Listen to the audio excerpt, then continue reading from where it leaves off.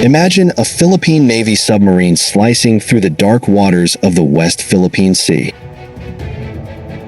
A Filipino crew listening silently, diving deep, training for missions they've only dreamed of. Now imagine this submarine didn't cost 40 billion peso.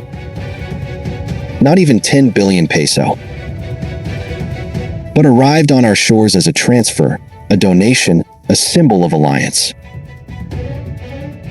Ladies and gentlemen, this is not fiction. Because South Korea is retiring the ROKS Jang Bogo, their first modern submarine, on December 30th, 2025. And Seoul is considering just two possible destinations: Poland or the Philippines.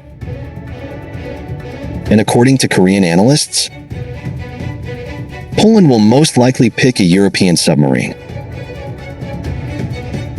That leaves the Philippines as the most likely recipient. Today on Pinoy Guard, we ask the question: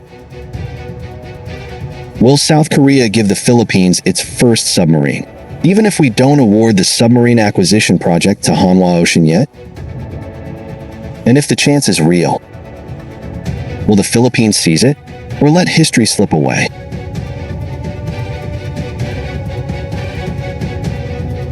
Stay with me as we break down the submarine race that could define the next 30 years of Philippine defense. Before we continue our discussion, don't forget to like button, subscribe, and the notification bell button from Pinoy Guard.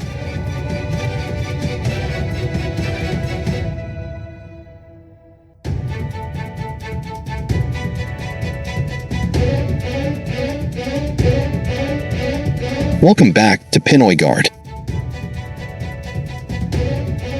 According to reports from Korea Jungang Daily, the ROKS Jang Bogo SS-061 has already completed its final sale and will formally retire after 23 years in service.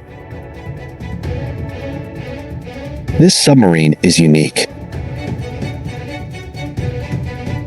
The only German-built submarine in South Korean service, based on the Type 209-1400 design.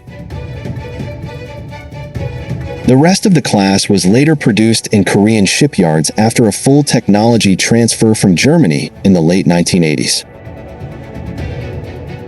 And now, Seoul must decide. What do we do with a submarine that is old, but still structurally sound, fully functional, and extremely valuable for training new submariners? There are two real pathways. Send it to Poland if Poland chooses a Korean-built submarine. Send it to the Philippines if Manila commits to buying from Hanwha Ocean. But our Korean sources added something surprising. Even without a contract, the Philippines is now considered the most likely recipient. Why? Because Poland is expected to select a European submarine for their ORK program. Canada already has its own submarine experience. Only the Philippines sits in the perfect intersection of urgent maritime security needs, no existing submarine capability, long-term strategic value to South Korea. This is the context. This is the opportunity. Let's be clear. Countries don't simply give away submarines.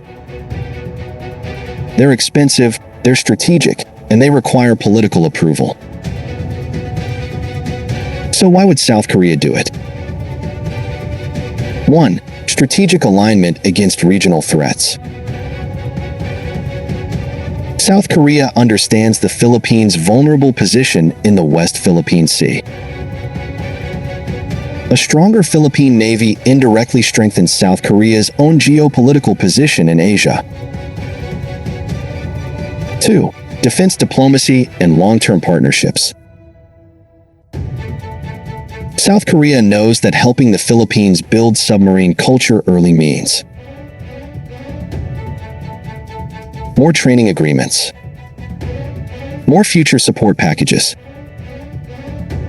and yes, a much higher chance Manila will choose Korean submarines later. This is soft power at its finest. 3. An investment in goodwill. Even Max defense sources have confirmed. Years ago, South Korea verbally committed that if the Philippines picked Hanwha Ocean, at least one retired Jang Bogo would be transferred as a training boat. But here's the twist. According to Korean analysts, Seoul is very open to sending the submarine regardless of whether Manila immediately awards a contract. Because even the gesture alone strengthens ties. For Korea wants its retired submarines to go somewhere meaningful. They don't want the submarine scrapped. They don't want it sitting in a naval museum. They want it to help an ally grow. And among all possible partners, only the Philippines actually needs its first submarine today. But here lies the challenge for Manila. The submarine acquisition project has slowed down. The PAF's multi-role fighter, MRF, project is now the political priority. The country is dealing with economic constraints. The defense budget is tight. And the deadline is close. The earliest Manila could award the submarine deal is 2026 or 2027. This creates the big question. Would South Korea still give us the Jang Bogo even without a signed submarine contract? And the likely answer is yes, but the Philippines must show commitment. Not necessarily a signed contract. Not necessarily billions of pesos up front. But clear signals that the Philippines is serious about submarines. The Philippines will train crews. The Philippines will build submarine support facilities. And the Philippines will eventually buy new-build submarines, maybe from Korea, maybe later. South Korea is willing to take a calculated bet. But only if we show that we are worth betting on. Let's be realistic. A donation does not mean free. Even if South Korea donates the submarine hull, the Philippines must still fund 1. Refurbishment and rearming.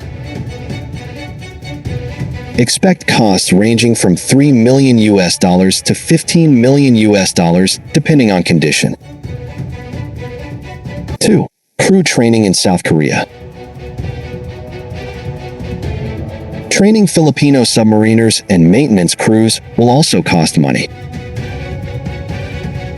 3. Spare parts, batteries, and dockside equipment. Even a free submarine still carries logistical requirements.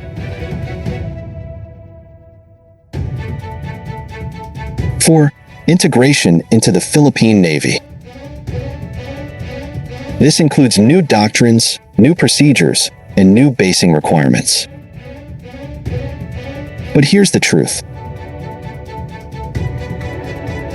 It's still the cheapest and fastest way for the Philippines to start a submarine force.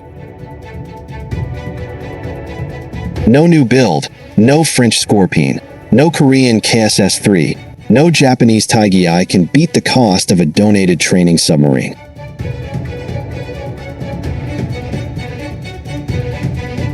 And for a Navy that has zero submarine experience,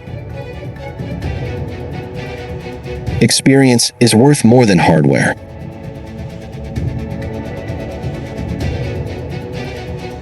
If the Philippines waits until 2027 or 2030 to start training, we will lose another decade. And by then, the South China Sea strategic picture will be far worse.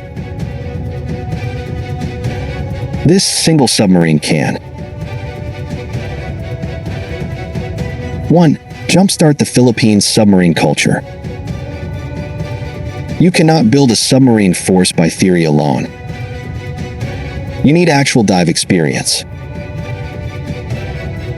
2. Train crews before new subs arrive. It normally takes 5 to 7 years to create fully trained submarine officers and technicians.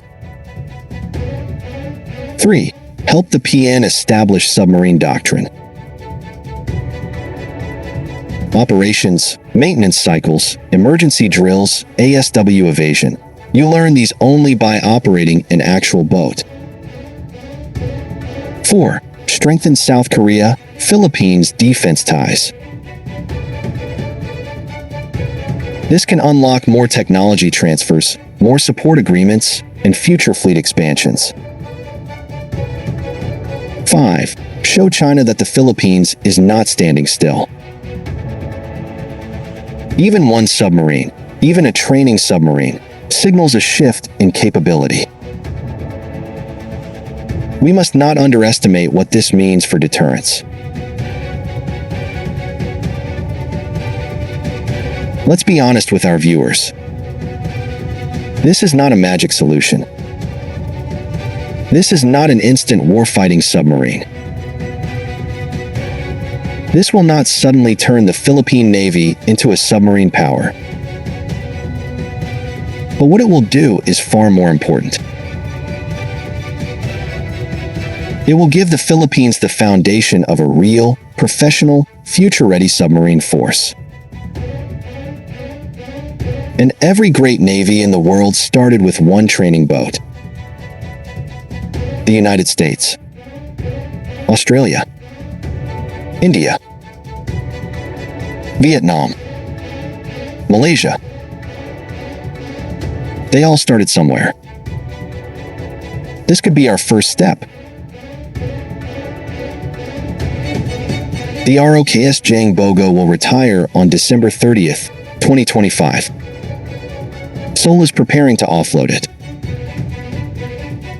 Poland is likely out.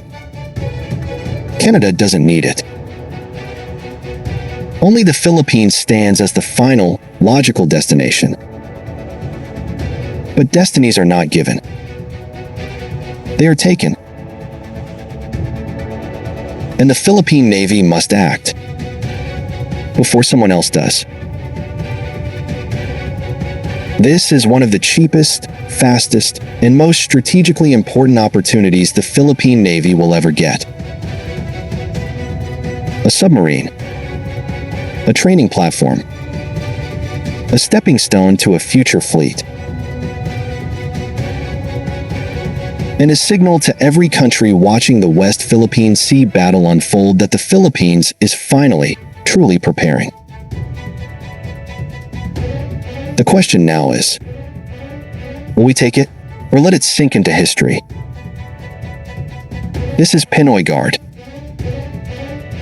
Stay vigilant. Stay informed. On West Philippine Sea.